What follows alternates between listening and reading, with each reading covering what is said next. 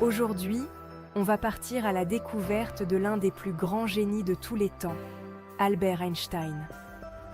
Vous avez sûrement entendu parler de lui, mais qui était-il vraiment? Et c'est quoi cette fameuse théorie de la relativité dont tout le monde parle? Ne vous inquiétez pas, je vais tout vous expliquer avec des mots simples pour que vous puissiez comprendre. Qui était Albert Einstein? Albert Einstein était un scientifique, ou plus précisément un physicien, né en 1879 en Allemagne. Dès qu'il était enfant, Einstein était curieux et adorait poser des questions sur tout ce qui l'entourait. Il se demandait pourquoi les choses se passaient comme elles se passaient, et il ne se contentait jamais de réponses simples. Cette curiosité l'a poussé à devenir l'un des plus grands esprits scientifiques de l'histoire. Einstein est surtout connu pour sa théorie de la relativité, une idée révolutionnaire qui a changé notre compréhension de l'univers. Mais avant de plonger dans cette théorie, laissez-moi vous expliquer comment Einstein en est arrivé là.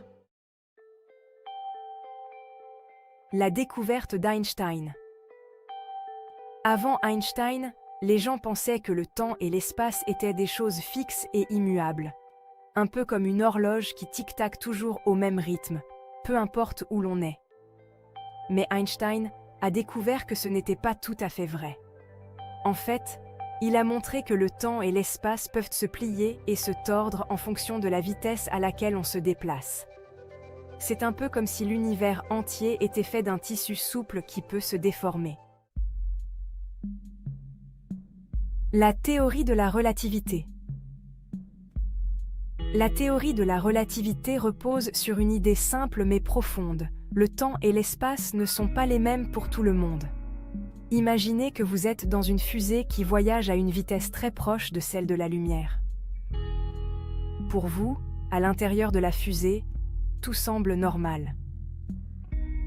Mais pour quelqu'un qui vous observe depuis la Terre, le temps dans votre fusée semble passer beaucoup plus lentement. C'est comme si votre horloge ralentissait à mesure que vous allez plus vite. Étonnant, non? Einstein a aussi montré que l'énergie et la masse sont en fait la même chose, mais sous des formes différentes. Vous avez peut-être entendu parler de sa célèbre équation, E = mc2. Cette équation signifie que l'énergie, E, est égale à la masse, m, multipliée par la vitesse de la lumière, c au carré. Cela veut dire qu'un tout petit bout de matière contient énormément d'énergie.